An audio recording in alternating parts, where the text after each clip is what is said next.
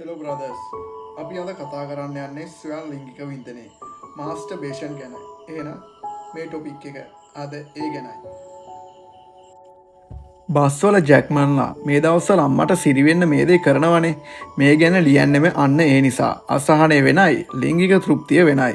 ලෝකේ බහුතරයක් දෙනා පිරිමි 95% සහ ගෑනු 99% පමණ තමන්ගේ ජීවිතේ කවදා හරි අත්විඳින නමුත් කිසිම කෙනෙක් එක්ක එලිපිට කතා කරන්න අකමැති ලෝකේ ප්‍රසිද්ධම රහස තමයි මෙන්න මේක. ස්වයං ලිංගික වින්දනය. පොඩි කාලේ ඉඳන් අපේ ඔළුවට දාලා තියෙන බේගල් නිසා ගොඩක් අය මේක කරන්නේ මාරම වර්ධකාරී හැඟීමක් විදියට. ගිල්ටි ෆීලින් එකක්. අනේ මම මේ කරන දේ හරිද? මේක මහා පවද්ද? මට ලෙඩක් හැදෙයිද කියන බය හැමෝටම තියෙනවා. විද්‍යාවෙන් මේක දිහා බලමු අපි දැන්.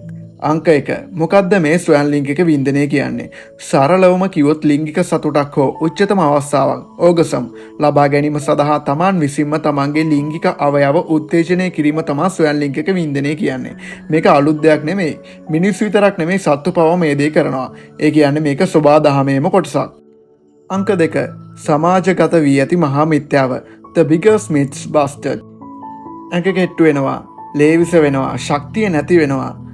පුරුෂ ධාතුවල ස්වරුභාවය නැති වෙනවා. මේක සම්පූර්ණ බොරු කතාවක්. පිරිමි කෙනෙක්ගේ පිටවන තරලය සෙමන් කියන්නේ ලේවත් මොලේ දිය වෙලා යන එකවත් නෙමෙයි. එහි අඩංගු වන්නේ ඉතා සුළු ප්‍රෝටීන්, විටමින් සහ ජලයේ ප්‍රමාණයක් විතරයි. වරක් ශුක්‍රාණු පිටවීමකදී වැයවන්නේ කැලරි 5-10ක් වගේ ඉතා සුළු ප්‍රමාණයක්. ඒ නිසා ඇඟ වැහැරෙන්නේ නම් නැහැ. අනිත් මිත්‍යා මතය තමයි මොනේ කුරුලා යනවා, කොණ්ඩ යනවා. කුරලා එන්නේ සහ කොණ්ඩ යන්නේ හෝමෝන වෙනස් වීම. විශේෂයෙන්ම නව යෝන් වියේදී සිදුවෙන ජානමය බලපෑම් සහ අපිරිසුදුකම නිසායි. ස්වයං වින්දනයත් මේවත් අතර කිසිම සම්බන්ධයක් විද්‍යාවේ හොයාගෙන නම් නැහැ. තවත් වැඩිහිටියෝ කියන කතාවක් තමයි ඇස් පෙනීම නැති වෙනවා. ඇත්ත කතාව මොකද්ද දන්නවද? මේවා මේ මාර්තුකාව ගැන බය කරන්න හදපු පට්ටපල් බොරු විතරයි. තව කාරණාවක් තමයි අනාගතයේදී දරුවෝ හදන්න බැරි වෙනවා, වඳ වෙනවා. ඇත්ත කතාව මොකද්ද මේ ගැන? ස්වයං වින්දනයේ ඔබේ සරුභාවයට ෆර්ටිලිටි එකට කිසිම හානියක් කරන්නේ නැහැ. පිරිමි අයගේ ශුක්‍රාණු අලුතින් නිපද වෙනවා. ගෑනු අයටත් කිසිම හානියක් වෙන්නේ නැහැ. අංක 3. ඇත්තටම මේයින් ලැබෙන වාසි මොනවද? The real benefits. ඔව් විශ්වාස කරන්න, සෞඛ්‍ය සම්පන්නව මේක කිරීමෙන් කායික සහ මානසික වාසි තියෙනවා. මානසික ආතතියට ඔසුවක්. stress relief. උච්චතම අවස්ථාවකදී මොලෙන් එඩෝෆින්, ඩොපමින් සහ ඔක්සිටොසින් වගේ සතුට දනවන රසායනික ෆීල් ගුඩ් හෝමෝන්ස් විශාල ලෙස නිකුත් කරනවා. මේකෙන් ෂණිකව ස්ට්‍රෙස් එක අඩු වෙලා මනස සැහැල්ලු වෙනවා. සුවබර නිින්දක්, better sleep. අර නිකුත් වෙන හෝමෝන නිසා ඇඟට ස්වාභාවික නිදිමත ගතියක් එනවා. නිින්ද නොවන අයට මේක හොඳ උදව්වක්. තමන් ගැන අවබෝධය, self discovery.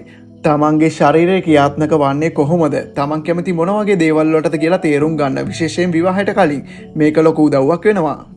වේදනා නාශකයක්. pain relief.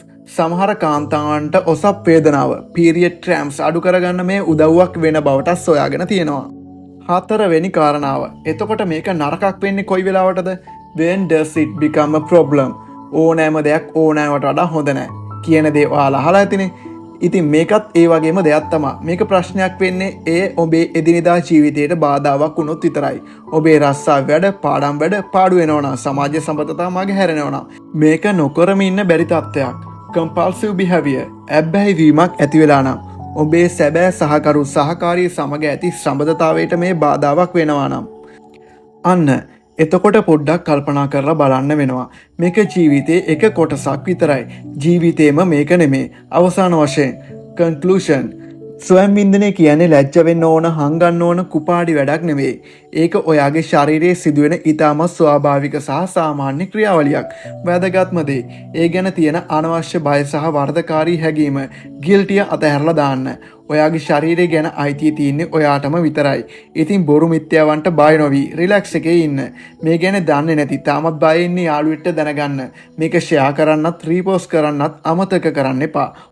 ඔයාගේ අදහසත් යටින් කමෙන්ට් කරන්න. එහෙනම් තවත් දවසක හම්බෙමු. See you. කුරුමිට්ටාව ෆලෝ කරන්නත් අමතක් කරන්න එපා.